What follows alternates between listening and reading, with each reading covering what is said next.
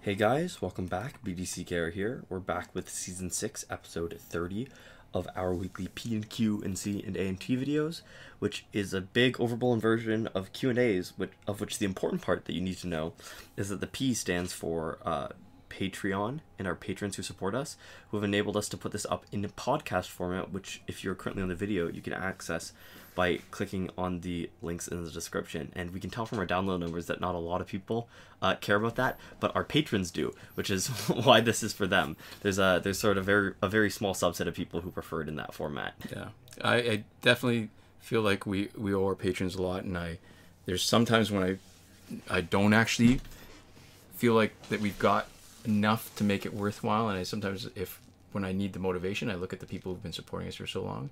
Yeah. And I find it, and I think we do pretty good. Yeah. So patrons, questions, comments, answers, and talk. So there we go. Our first question comes from Devlin16, and they say, video didn't say how you handle Ninja Batman with the 0 damage gear loadout. Also interested to see how this team works on an Elite 10 team that faces more metal teams. And this is on our most recent video with our sort of online multiplayer maximum efficient strategy. It's it's a how-to, but also it's a team demonstration and a really in-depth talk on how the team faces what we said in the video was sort of every potential stumbling block, but I guess we did miss one potential stumbling block, so this is sort of an addendum here. In our defense, Ninja Batman is a bit of a marginal case. I also want to point out that Devlin16, if it's the same one, we see him a lot in the Injustice subreddit. Yeah. And so, hey Devlin, if it's you, and if it's not, hey Devlin anyways. Yeah, so thanks for your sort of, I guess this is less of a question. There's sort of an implied question, but thanks for pointing this out. Okay, so the first part is I think if he's in first slot, it doesn't matter because his passive doesn't engage, and even with the 0 basic damage gear loadout, he's going to take some damage. Now, if he's not in first slot, we've reduced his health with splash damage from Deathstroke using League of Assassins Knives, special 1 splash damage, and he gets softened up. And this is actually one of the huge benefits of using splash damage, where if you've got a team, you're facing a team of 3 players, and 2 of them have protection against special damage or reduced special damage or whatever. The third one is like the secret back door to softening both of them up. I love this on a Red Sun team. Yeah. Because even though they take reduced damage because there's no crit when it's Red Sun Green Lantern. That just gives you more opportunities to whack them for splash damage. Yeah. And you get more hits in, so you're actually dealing more sort of proportional splash damage. You're dealing splash damage proportional to the entire special. Now, and it's not enough. I mean, let's face it, crit makes a huge difference on a Flashpoint team. But it does mean that after you've gotten through the first Red Sun member, everybody else is just like a little, what's something that's really soft and vulnerable? I don't know. It's like the underside of not a turtle. Turtle, the bottom is hard too. The underside of a porcupine? Yeah, that's perfect. That's perfect. So here's the thing too. I mean, we've got a few things built in. Aquaman's bleed and Claw of Horus, both are effective. The bleed increases the damage taken by Ninja Batman by 20%. Claw of Horus will shatter one of the 3 gears that's used to give him the 0 basic damage. Yeah. And the thing is, really, he's still taking specials damage, whatever else is going on, because reduced but not 0. Yeah, so if it slows us down it's not much, and it doesn't make enough of a difference. I mean, all those other scenarios I think we've included in the video probably make more of a difference. Yeah. And so, excuse me, I'm still getting over a little bit of a tickle in my throat. Yeah, the cough is persistent. All right, so the second part, which is Devlin would be interested to see how an Elite 10 team would do facing more metal teams.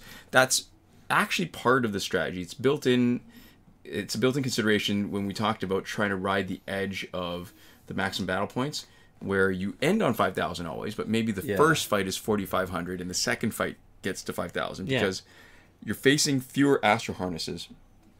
And obviously, you're not facing the really high-level metal teams that have been hacked. I think for a lot of those cases, your gameplay strategy is still pretty much the same. It doesn't change too much. I don't think there's a metal team that can really knock you out of the running. Yeah, the key, I think, is it's that this is a great team for handling any situation, and the video was specifically addressing the idea of optimizing it for speed. So I think because the damage output is so good, and because it's actually possible to get this team Elite 10, I don't know that there's actually any issues. The situations are the same. You're scaling up the damage. Maybe it's a little different only because as you get to higher promotions, health increases faster than damage. Yeah. So there's a possibility that you don't knock everybody out as fast, not just because of the gear loadout and see more Astro Harness, but because you're gonna your damage proportionally is gonna be lower. But I don't know that there's any. I mean, that's true for any team. Yeah, I don't think it would be particularly more interesting. I mean, definitely not if you're the one grinding with them. But I don't think you'd create any new unexpected results, as far as I'm aware. Yeah. For having a different team.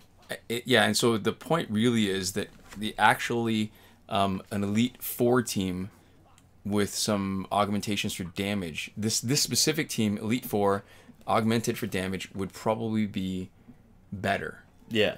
Just by being faster. Yeah, and that is an important point too for a lot of multiplayer teams. Is sort of something that you can add on to our previous video, right? If you don't have the resources. If you want fast fights, right? The problem is you might get slightly less consistent fights if you really make them glass cannon, but if you want fast fights, augmenting damage but not health is a great way of doing that. Yes. Right? You sort of get to do you have like a little stat slider almost, right, for health and damage that you get to slide up and down. Right. And if you only slide the damage slider up, you have much higher proportional damage, but that's actually not bad for most of the teams that we play with. Yeah, it's really just that it's less forgiving. If you make a mistake, you don't have a lot of health. I mean, these are non-heal teams, right? You don't get a lot of health. Although I should point out that the footage that you're watching now is not meant to optimize speed, but it's meant to both grind multiplayer and the Phantom Zone at the same time. Yeah. So with the steal health objective, you can usually do that in 1 or 2 fights, depending on how far along you are in your continual, for the bonus you get for being 2 or 3 online fights in a row. Yeah. And so the Soul Taker Sword, while it doesn't have power gen, it does steal health, and that's to just satisfy that condition and just pull it off our list so we can get back to faster fights. Yeah, so there we go. Our next question comes from Frolic Fox, and they say, "So nice of you guys for answering my query. Hats off, guys. I'm thinking of building a team comprising of Static, Lucy Bane, and MKX Scorpion. I'm perplexed with regard to gear selection for these 3. Lucy, or should I pronounce it Lucci? I guess I don't know. Anyways, Luchador Bane would be the last cannon for my team. Can you guys help me with this in next Q&A? And right off the bat, I want to say that I would be interested in knowing what cultural dialect this is. Because the typing looks very specific, right? But they use FA instead of 4 here, right? For my team. And I don't think, because there's sort of a uniqueness in typing style here that really interests me, and I think it would be cool to know where that's from if Frolic Fox wants to get back to us. Yeah, that'd be cool. We know that they listen and watch us, so yeah, because it's just interesting to me. I have no trouble with comprehension, right? But it just it's consistent enough that it looks like a style and not like typos or anything, right? So anyways, getting to the actual question itself, Luchador Bane, Static, and MKX Scorpion. Nice coincidence that Luchador Bane is there in front of us. Yeah. With the bar power from Batgirl and ready to come in. On the video. Yes. So my first thought is Luchador Bane is too good on his special one and his chance to stun to do anything different than let him be a tag and nuke. And when I say nuke, I mean he does a huge amount of damage because of if you use the Cloak of Destiny or Necron's Scythe for the boosted stun damage. Cloak of Destiny is just marginally better because it also has the extra crit damage. And Tentu Totem, so that he can immediately get his power back and actually have the first bar when he tags in, right? So you don't have to spend a while trying to generate a bar of power, and you're not locked into... I mean, those 3 characters, there's no Batgirl there. And League of Assassins Knives for splash damage and a special 1. You can see, I mean, on Deathstroke right here, how useful it is to not only do a bunch of damage, but, share a little bit of the pain. Yeah. The Ninjato, the Brandish Ninjato is changing that, that calculus a little bit, because what I'm seeing sometimes, and I forget a lot until it happens, is when I do that, the person who's holding Ninjato, if they survive, often will have 3 bars of power just from the multiple hits of special 1 and all the splash damage, and they can come in and do a super. Yeah. Or if they're the person sitting there in front of me, then they'll have 3 bars of power, and then I just hope that they get knocked out. Oh, I should point out something interesting. You know how on Deathstroke's special, there's a chance for the pirate crew, so for his other Flashpoint teammates to come in? Yeah. If they come in, then I get a fraction of a second sort of, not invulnerability, but an advantage in timing where I can still outpace the opponent no matter how many bars of power they have, and get my follow-up special first. But if it doesn't, they prioritize. They actually get they can get a tap combo sometimes in first, or they can do a special before I do. So that's kind of interesting. So that's Luchador Bane. I feel like you almost have to have that loadout. Yeah.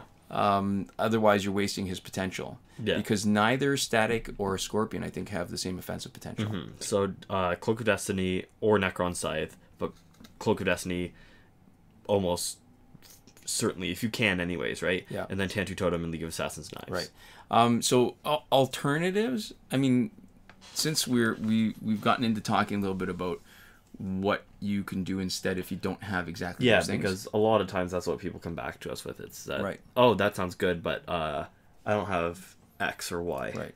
So the alternative, if you don't have the right legendary gear, is that Ra's al Ghul Scimitar, which is available as the dagger in the gear locker, will let you start with 1 bar. Yep. Huge amount of damage, huge amount of splash damage.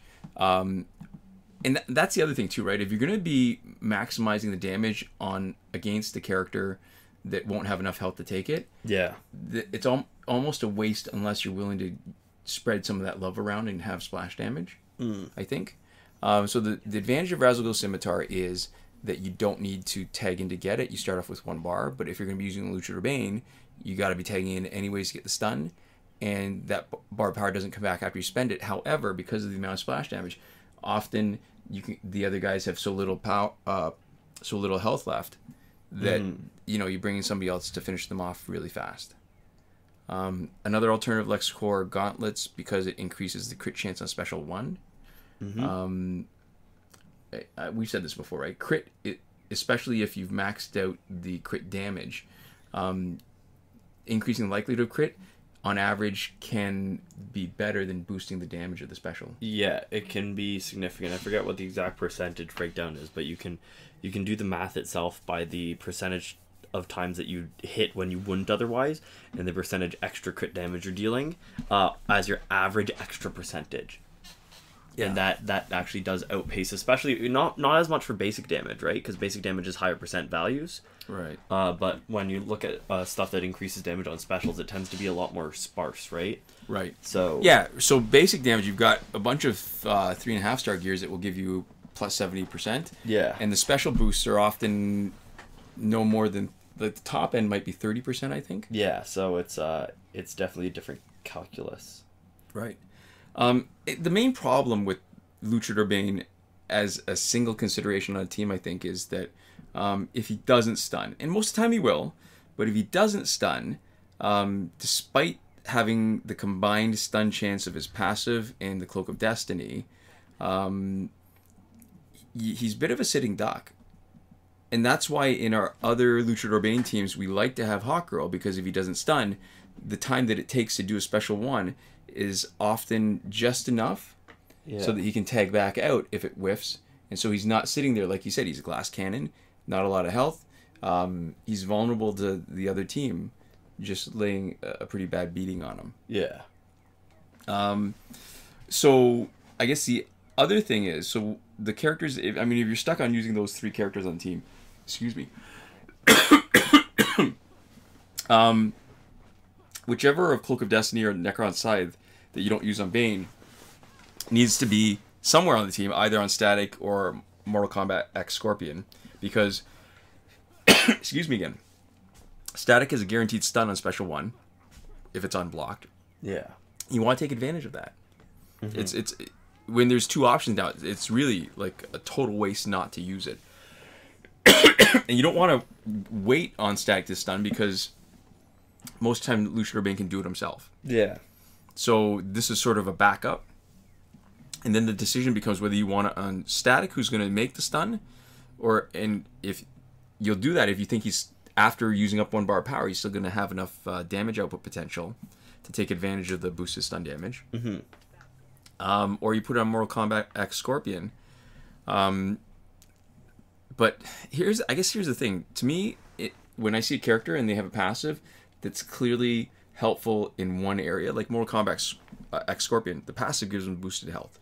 To me, that screams tank. Because there's no offensive potential to having more health, right?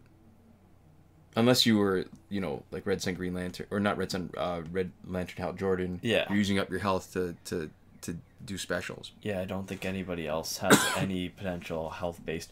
There are some people who get benefits from having less health. Which one of the Solomon Grundys is that? Boss. Boss. I want to say Boss Hat, because he's got the hat, but it's Boss Top Solomon. Hat Solomon Grundy. Yeah. Yeah, I didn't remember what he was called, but I could picture him in my head. Yeah, but it's not a top hat, is it? It's like a fedora. Isn't it a top hat? It's not that a top. Isn't a top hat like when you like a stovepipe hat? Yeah, like like Abraham Lincoln, like a guy in a tuxedo with a cane hat. I think I'm misremembering what that Solomon Grundy looks like. Then that's fine. All right, we gotta take another look. No, I think it's a fedora. Like he's boss. Like the way. Like a mafioso sort of boss. That's it exactly. Okay, I don't remember. I just remember him dressed up nice, and I think in my mind I've edited it to a stovepipe style top hat.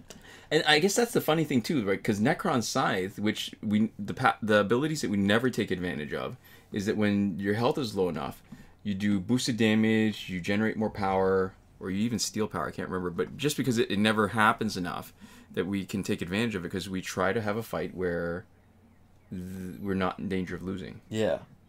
So there we go. Those are the people who have some sort of offensive potential based off of their health, I think, and that's the whole lot of them. Yeah. Oh, Raven, I guess.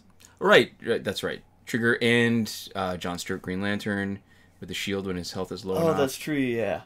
But that's not. Having more health doesn't help.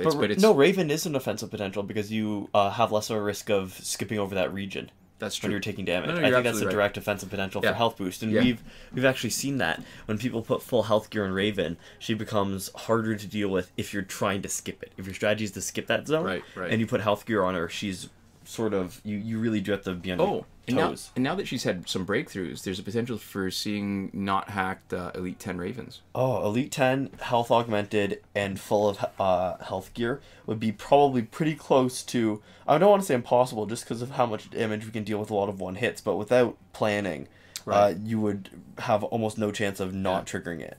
No, I was just thinking that I was going along with the idea of health and something that happens with health, and I forgot that we're talking about health potential. That's what John Stewart Green Lantern doesn't really fit. Yeah, because he's not really offensive. Yeah, he's not. He offends me, but no, I'm just that's not really a funny joke. Yeah, so there we go. Those are the health. Yeah. All right, so the Mortal Kombat X Scorpion has decent damage over time. Static is a bit of a blank slate, so you could gear him for basic damage or specials, but that's for his other 2 slots, right? If you're going to give him the Cloak of Destiny to make him like the guy that actually takes advantage, not Cloak of Destiny, Necron Scythe, to take advantage of the stun. But in my mind, he really shines when we give him blocking gear, because you generate power blocking specials. You want to, the more you block specials, the more power you generate, and then you can take advantage of that. If you don't give him blocking stuff, you can't take advantage of his passive that way, and you're relying really on the ability of his first special to stun. That's true. And otherwise, actually, you need to generate a bunch of power to take advantage of that, right? Like, you have to have power generators. And in my mind, it's probably not worth it. It just feels maybe it's not true, but I feel like I'm having more fun when I get power in a way that other characters can't with static.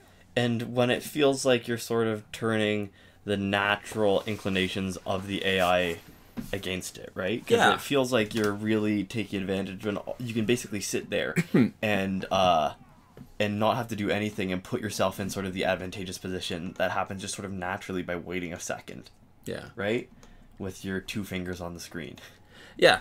I guess to me the biggest problem with these 3 specific characters as a team, I like using static as a tank. Yeah. Who can stun and then tag out for somebody with, the scythe or the cloak. Yeah. And we hardly use Scorpion, and also tend to use him as a tank when we do use him. So I'm not really that jazzed about a double tank team. Yeah, and that seems to us the best role for each of them to fill in a team. Yeah, I mean, technically, the team that you're looking at right now, Flashpoint, Batman, Aquaman, and Deathstroke, because we've changed the way we load up Flashpoint Aquaman to improve the effectiveness of the team and for speed. All right, so this is going to be an interesting fight because Arkham Origins Deathstroke, for anybody who's not watching and is listening, this is, I guess, 21 minutes into it, and you might want to just take a look at the fight. Arkham Origins Deathstroke has Astro Harness. Mm-hmm. That's going to make him hard to knock out before Arkham Knight Batgirl can come in with bars of power. Yeah. So what we're going to really have to hope for is that either Arkham Origins Deathstroke takes too long to knock out and he tags out and Batgirl comes in, or at the point where we knock him out, that Flashpoint Batman still has some invulnerabilities left, so that when she does if she has a special one that can do splash damage, we got rid of his Astro Harness with the Claw of Horus. That was their 1 in 4 chance. Apologies to the podcast listeners. Yeah, but this is perfect. So now that Batgirl is in, because we brought her in, now Deathstroke can take care of her, and we don't even have to worry. And I think we got a bunch of health drain on it too. Okay. Oh, and she just paused. Okay, so getting back to technically on this team, we only have half a tank now, because Flashpoint Batman is really, with his 2 gears, he's still a huge offensive basic damage force, basic attack damage force. Yeah. And Aquaman, who used to be our tank, isn't anymore, because all of it is geared towards last man standing kind of gear, with the Claw of Horus and Quake Engine, combined a little bit with Ra's al Ghul, so we get a little bit of a head start on our team to make it faster. Yeah. So if anything, I'd rather actually at most have 1 tank, and you're going to be struggling a little bit with how you want to make up the rest of the team, because I don't think either one of Static or Mortal Kombat X Scorpion has a good enough passive to make them a good offensive force. Static comes closest only because he stuns automatically on Special 1 every time it's unblocked. Yeah. So you really can't take advantage of the boosted stun damage. Mm-hmm. So there we go. Our next question comes from somebody with a very long name, which, if I'm not mistaken, looks like sort of like a keyboard smash and not an actual name, because it includes both a number and punctuation in it. So, although the Jones, it finishes off with a Jones. Yeah, so you can read the spelling in the description, but I'm not gonna repeat it here because it would just be reading out letters. I'm just gonna say Jones. S Jones, because it starts with S. S is capitalized. And they say, "Hey guys, love the content. Been a sub for years now. My go-to main lineup is Flashpoint Batman with LexCorp chestplate, mutated bone spikes, Prometheum longsword." Although they say mutated bane spikes here, which I think is funny. Oh, right, yeah. Not to point out their spelling issue for any other reasons, but I would like to see mutated bane spikes. Classic Raven with Astro Harness, Gingle Toda, and Overpowered Super, and Rebirth Jessica Cruz with Cloak of Destiny, Tentu Totem, and Fourth Ward Godly Mace. Is this a good team? Should I stop grinding them? I'd really love your guys' opinion. So, okay. Thanks for the question. So it's funny because, I mean, depending on how you use grinding and in what context and what kind of propositions you use around it, I mean, there's going to be like a rude kind of connotation. Should you stop grinding them? And it's sort of got I'm pretty sure this is not what they meant. No, but there's a bit of an ambiguous thing, right? Should you stop using them to grind, or should you stop grinding to improve them by getting more augmentations for them, or, you know... Probably grinding with them. Yeah.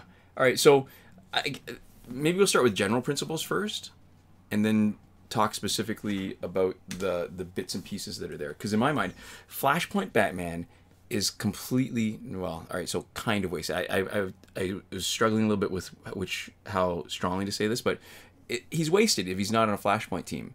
His passive makes every Flashpoint character a massive damage dealer. Yeah, he's one of those characters that is sort of necessary to have on his theme team. Or not necessary to have, but like you're really doing them a disservice if not. Same with like Red Sun, right? Yes. Where even when they first came out, you could put them on another team. They're all, you know, good characters as standalones. But on a full team together, it's a force of nature, right? And when you break them up, you're really losing a lot of sort of what makes them shine. Flashpoint Batman is just as good without the other two guys, because that barrier that Aquan gives you, the way I play, I think it doesn't really add a lot to it. But what you do is you take two massively powered damage dealers in Aquaman and Deathstroke, and you're reducing them to just, you know, decent. Yeah. And so you could have this team that's really powerful, or you take two of them away, and then all of a sudden these two other guys aren't that great. Yeah. So, you know, that's really what you're losing if you're not playing them on the Flashpoint team. It's a bit of a different math if you don't either have the full Flashpoint team, in the first place, there goes my phone, or if you are like using energy recharges, right? So if you don't have the other Flashpoint teammates and you're just using Batman by himself, that's actually, you know, fine, because he is by himself pretty great at dealing damage. I mean, should we assume that the S. Jones doesn't have the others? I mean, we can answer it in a different way, right? Yeah, I think we should maybe... we can talk about it both ways, but I think we can assume that either they're using energy recharges on the Batman and put him on the other team if they feel like it, or they don't like the full Flashpoint team for some reason, or they don't have them. Right, so S. Jones has got Batman geared. It's sort of a mixed bag, right? So there's two basic damage boosting gears. That's Mutated Bone Spikes and Promethean Longsword. Yeah. There's the Heal on Special 1 with a little bit of extra crit chance, the 40% crit chance when maxed out on Prometheum Sword. LexCorp Chest Armor is sort of funny because there's the crit chance on basic attacks. But then the other two abilities, so what they're doing then is, I guess, it sort of implies that Flashpoint Batman maybe doesn't have max augmentations. Yeah. Otherwise, that ability would be useless. And then all you're left with is a 20% chance to reflect all specials while blocking, which is relatively low. And a 99% life drain chance on Special 2, which, if in my mind, if I'm using Flashpoint Batman properly, I'm not using his Special 2. Mm-hmm. The damage is too low. Special 1 has low damage too, but at least there's a chance of stun. And he really is a basic damage beast. Yeah. So I'd want him to be just doing basic damage, and the third slot you can really lean into, and there's Red Sun and Green Lantern team. All right, so to really lean into his ability to do huge damage in, you know, just one swipe combo. In the case we've got him geared out is for 2. But this, that's why I favored the Astro Harness, because in one gear, what you've done is you've given him a chance to eat a bunch of multi-hit specials, and even if he gets caught out with a swipe combo, there's 1, 2, 3 times where he can break a combo. Yeah. So, I mean, I found... I didn't feel like this originally until we started playing around like this, but I used to really like to overdo it, right? Whether it was Ares and just make a Special 2 just more and more powerful, even if the other person couldn't take the regular damage anyways. Yeah, even if there was no sort of circumstance in which you wouldn't just totally eviscerate people with it. Yeah, and I found that, I mean, if we're just talking about being more efficient with the team, that doesn't make a lot of sense with Batman, and I'm really liking this loadout with Astro Harness just because, like, 2 swipe combos, unless you're against somebody who's got extra features, right, like the Astro Harness or no crit damage, is enough. He can mow through an entire team by himself with just basic damage, and unless, like I said, unless there's something special like Red Sun, Green Lantern, or Astro Harness. Mm-hmm. So in the way S. Jones has this geared out, so who else was left? There was Raven, with Astro Harness, King Gold Soda, and Overpowered Super. Okay. So Raven with Astro Harness is a pain to face on defense. Yeah, really sort of solid as a character to have.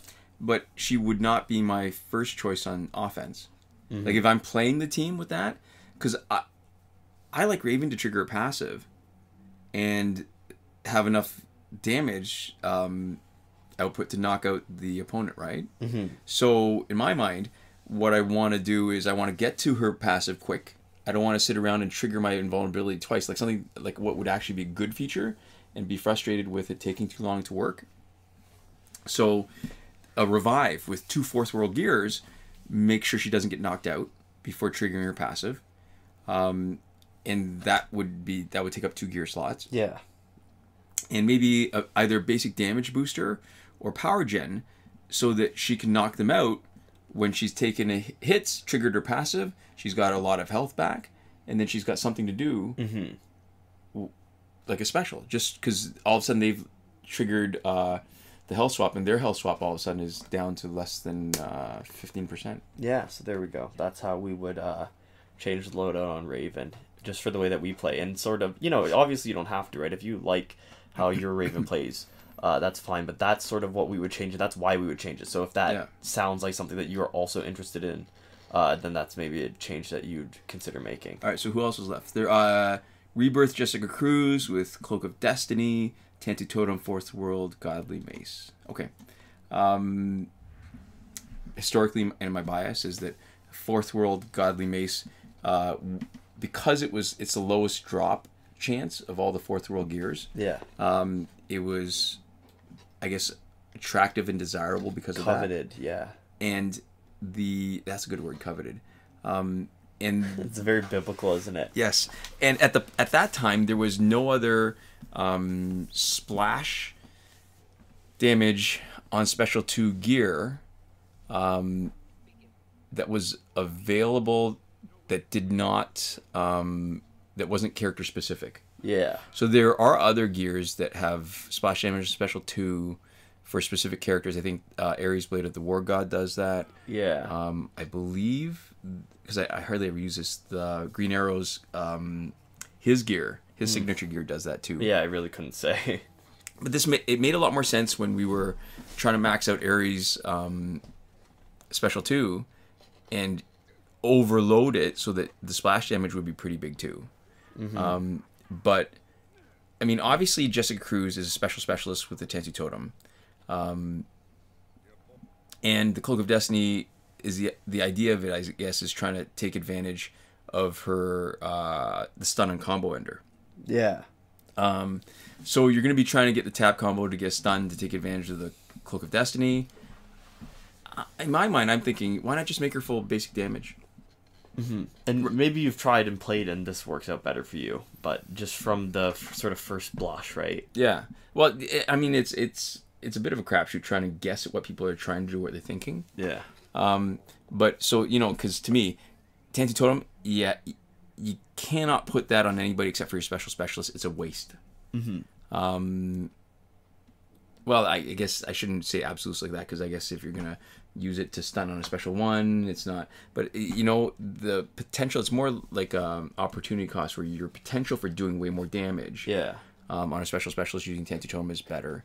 But if you're going to be trying to stun on the combo ender anyways, why not lean into that?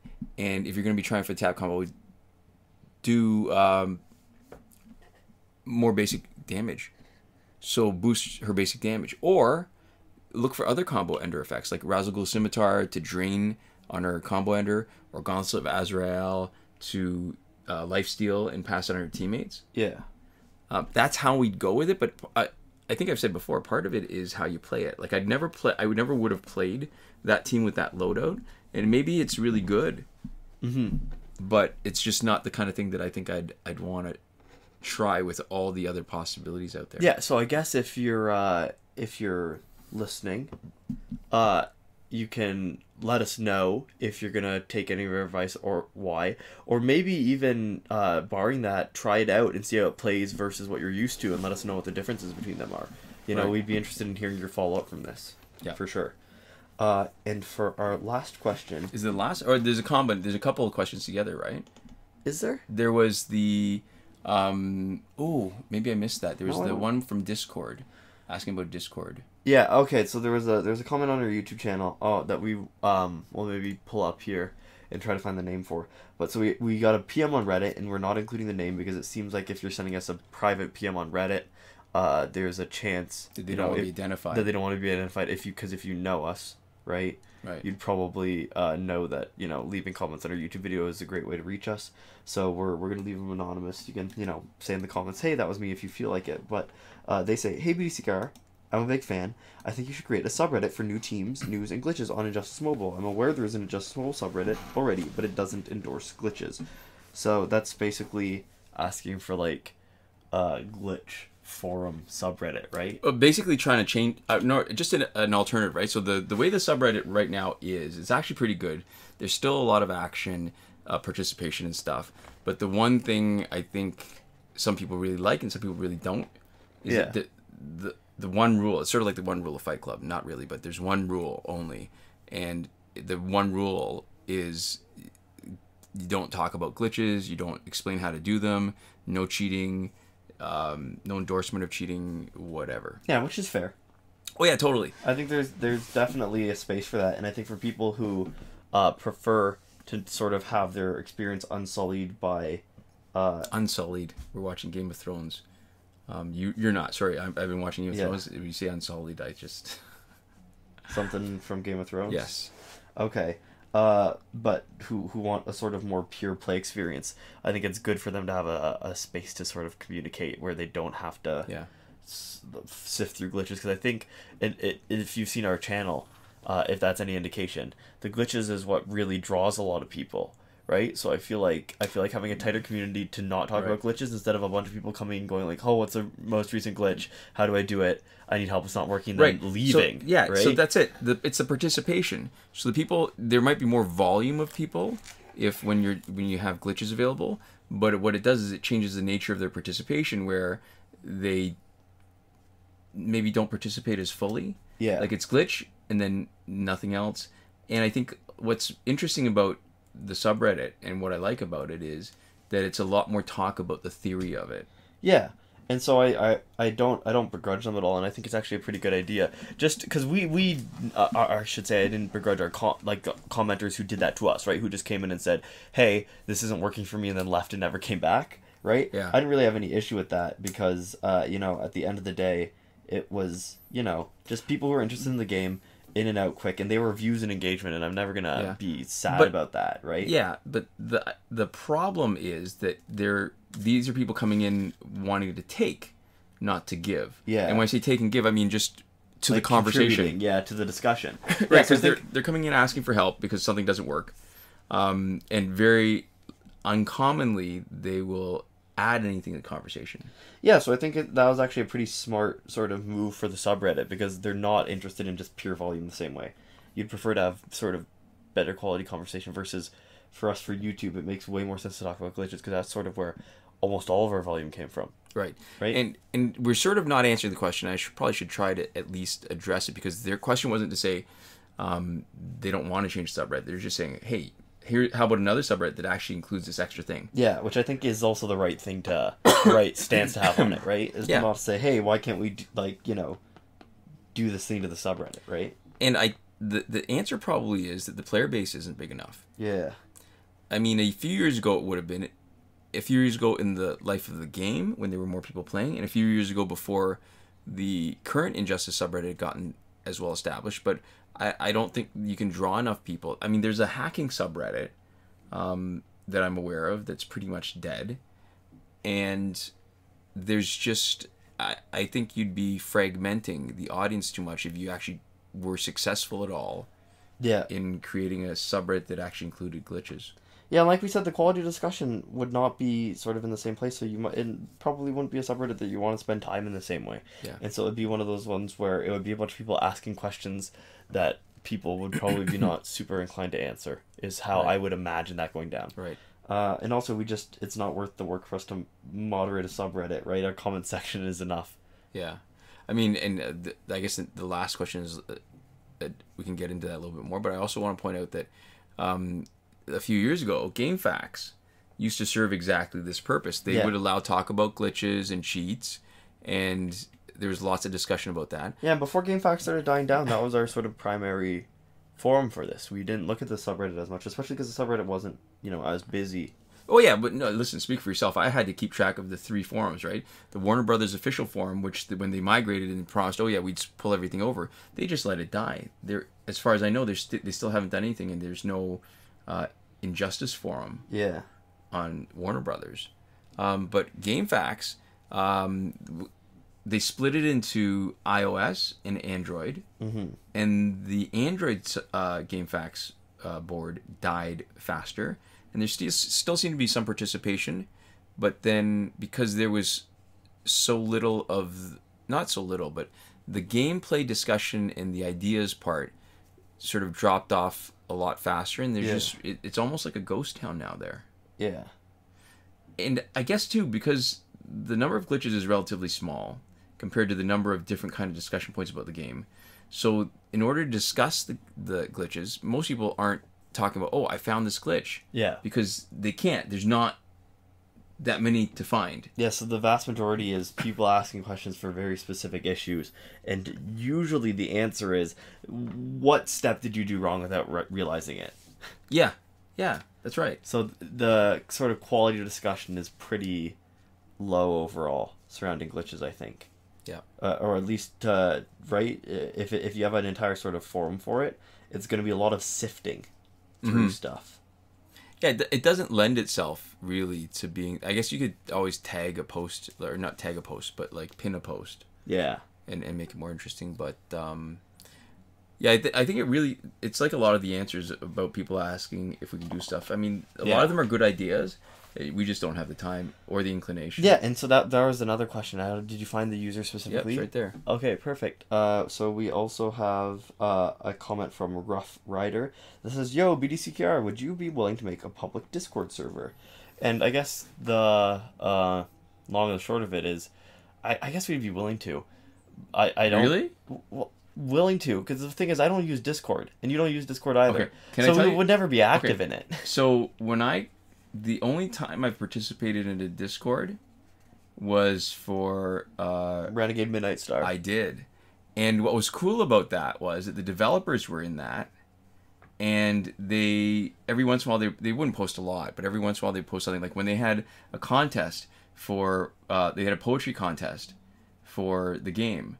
Yeah. And they gave rewards for the best poems. I actually got a Renegade Midnight Star t-shirt. Yeah, and you still wear it. I still do. It's a cool shirt. Yeah. The game is dead, though. I mean, once they lost server support, it was a game that required the server to be doing stuff. Yeah. I was so sad. I've spent probably, I don't want to say hundreds. I mean, definitely dozens of hours grinding to get the right equipment, and I had sort of got my ideal loadout. Yeah, no, it was a pretty fun game. And they had an event every day, like a competition every day. Yeah. It was a lot of fun. Yeah, and then it went down, unfortunately. But yeah, so public Discord server, we would never be in it, right? Comments is sort of the best place to access us. And, you can't have a full conversation the same way. But I think that's not a bad thing, because we don't really have time to have those full conversations in a lot of respects. So I think like the level of engagement that YouTube provides, although it's more limited than Discord, is sort of right for us, and because it's more sort of accessible, right, to see what we've replied to and the discussions that we've had, days, weeks, months, whatever, right? On each video is sort of its own little time capsule. I think that's also probably more useful than having stuff sort of continually refresh off the Discord. So I should ask, I don't know if my experience with Discord is typical, because I've only used it once, but I found it very difficult and sometimes frustrating when there was more volume, because it's not like you could really follow conversation. In a small place like Renegade, I was going to try to ship the words Midnight and Renegade. Yeah. Midnight Renegade, where there weren't a lot of players, so if there's a conversation, you can follow it.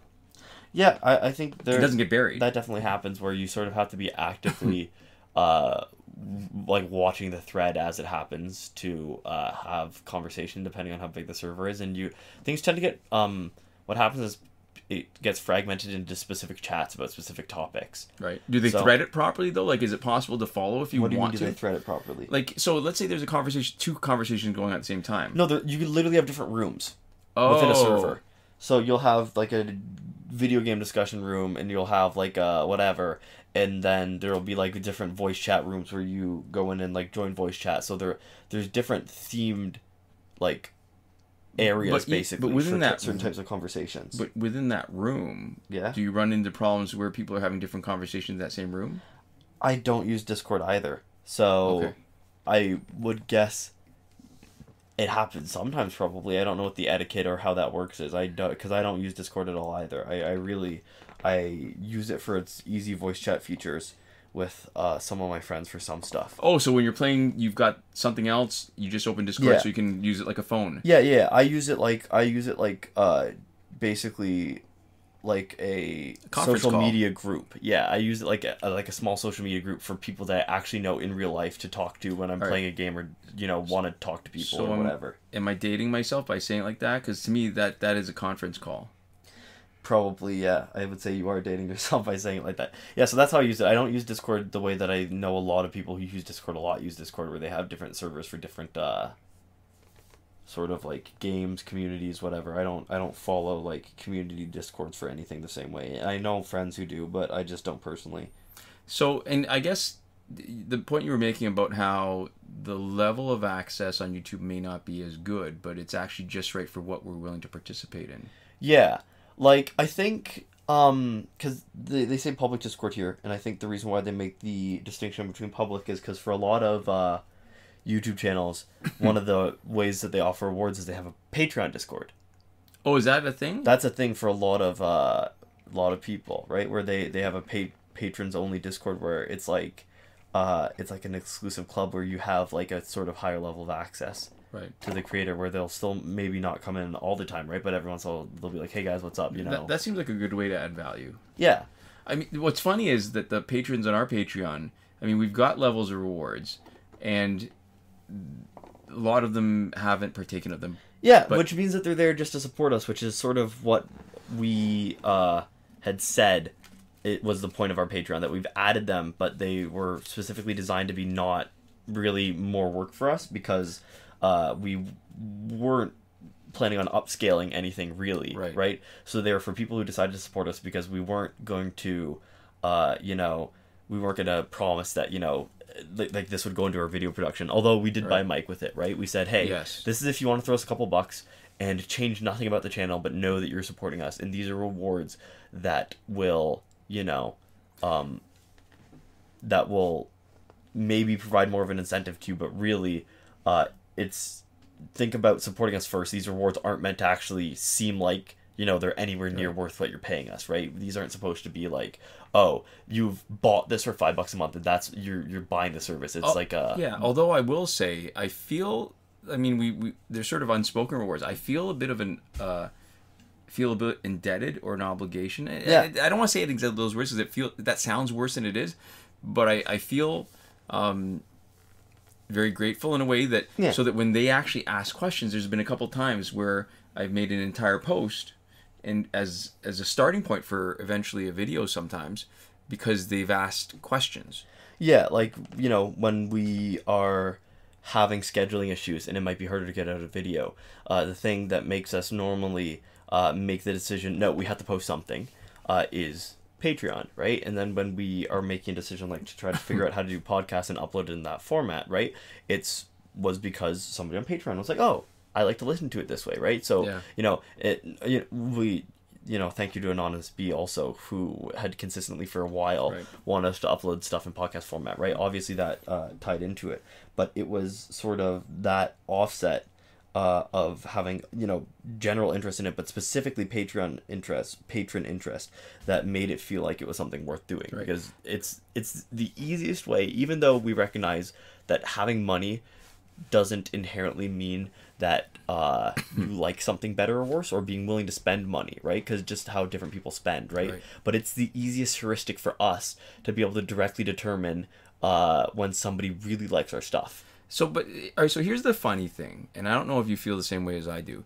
The funny thing is that the amount of money that we're making on Patreon is so far off, like as in smaller than what I would normally make at my job. Yeah. And but I still feel more beholden in a way because it's not the same kind of contract. Like in my mind, if I'm at work, I know exactly what value I'm giving them for my money. Yeah. I'm putting in time and that's it. Yeah. And I feel like I put in more time specifically because of the Patreons. And it's not so much how much they've given, but specifically that they give and for how long they've been supporting us and have been part of this kind of journey. Yeah. Well, because YouTube money doesn't hold anywhere near a candle to even minimum wage work.